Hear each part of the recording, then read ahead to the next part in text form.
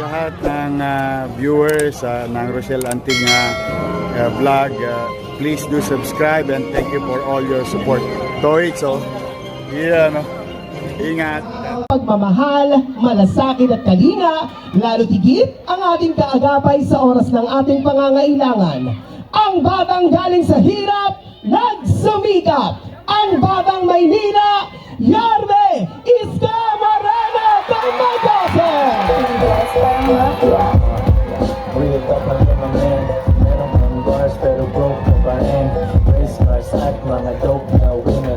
Kung wala ka yan, pwede mo namang kunin. Wala kang malusog kasi madaming paraan. Pangarap na liit pag di ka kinabahan.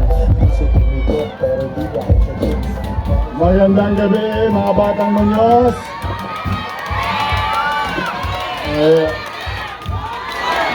Special shoutout lang. Birthday ni Angeline. Magandang gabi. Nako, ay maraming salamat sa inyo. Balita ko maraming nasunog na sinaing. O walang nagsaing. Kanina pa kayo nakatayo dyan, mas sakit na mga litid. Pero thank you very much sa solid Yorme family trahe. Naririnig nyo ba kami sa Kodli? Ayun, thank you. Sa mga naabala namin, pasensya na kayo. Huwag kayo mag-alala. Yung mga naghintay na mga minamahal, special mention lang mga minamahal kong lolo't lola. Mga senior citizen, I love you. Yan ang pinaka-spoiled sa akin. Pinakamamahal ko mga lolo't lola. Sa mga batang Maynila, sa mga nanay at tatay ko, magandang gabi sa inyong lahat. At maraming salamat at umasa naman kayo.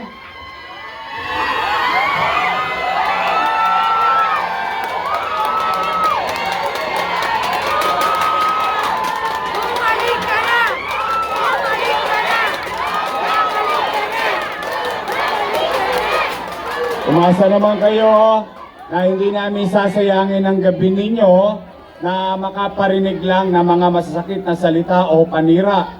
Wala pong maninira dito.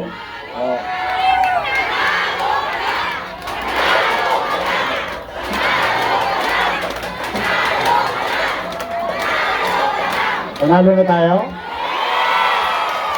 May awa ang Diyos with your support.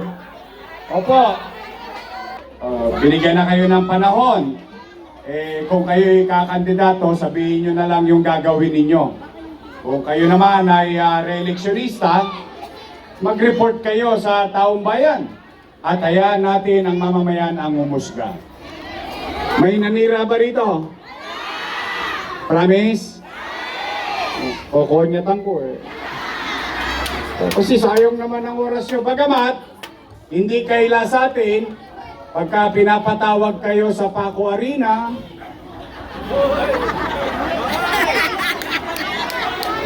sa Ninoy, sabay abot ng 1,000 at 5 kilong bigas. Kunin nyo, sayang din. Unang-una, hindi nyo naman hiningi yun. Binigay sa inyo ng kusa. Kaya lamang, nagtataka lang ako, at para bang yung dalawa kong katunggali, sa akin nakapuntirya. Hindi naman ako nakaupo. Siya nakaupo. Ako yata gusto nilang almusal, tanghalian, hapunan. Yung isa naman, pulutan ako sa inuman. Hindi nga lang sila magsabi.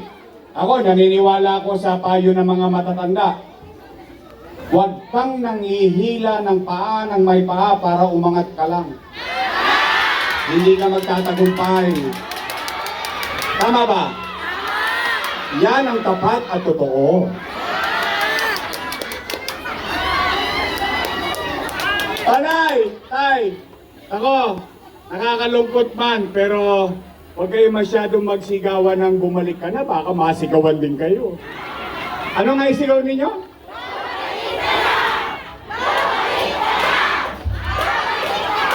Sigurado ba kayo gusto niyo akong bumalik?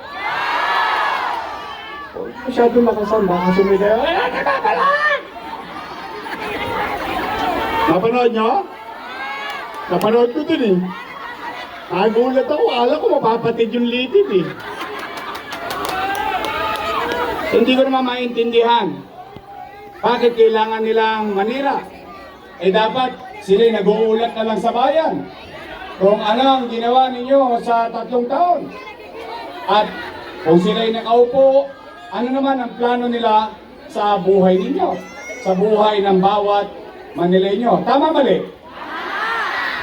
Eh araw-araw na lang sinasabi. Ano sinasabi nila? Si Orme! Maraming iniwang utang na naman. Amado, pabali nga. O sige, tingnan natin. Ano sabi nila? Marami daw tayong? O taas ang kamay na may anak dito. May mga anak. Patingin nga sa kodli. Kapatay ng ilaw. Gusto makita yung kodli. Ang haba eh. Ayun. Yan, mas maganda yan. Mas maganda to. Yan, naririnig nyo dyan sa dulo. Okay. Yun. Tay, real talk lang. Basta tayo dito ha, chill lang tayo. Wala tayong ano, basta ano lang tayo. Isorganic lang tayo ha. Real talk lang, real talk. Real talk ang tumamay. Meron kang bars pero broke ka pa rin. Okay. Tay, real talk. Kapag walang makakain ang anak nyo, gagawa nyo ng paraan? Talaga? Yes! Promise? Iraraos nyo? Itatawid nyo? At gagawin nyo ang lahat, makatawid lang sa gutom. Yan din ang ginawa ko bilang ama ng 2 milyong Manileño noong panahon ng pandemya. Tay, ito ang kwento na may kwenta. Tay, nung binoto ninyo kong mayor noong 2019, wala kayong narinig sa akin na sinisi ko yung sinundan ko.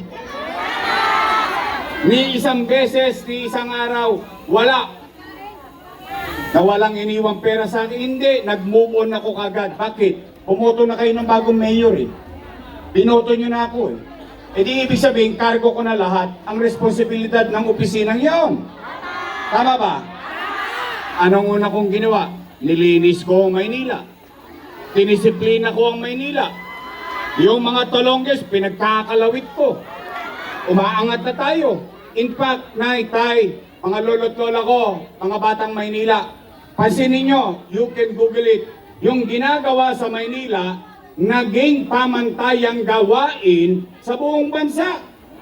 Ipinatupad ng DILG na kung ano nangyayari sa Maynila, gayahin sa bawat syudad sa buong bansa. Lumilipad na tayo, umaangat na tayo, bigla tayo nabunggo, boom! Panis. Ano nangyari?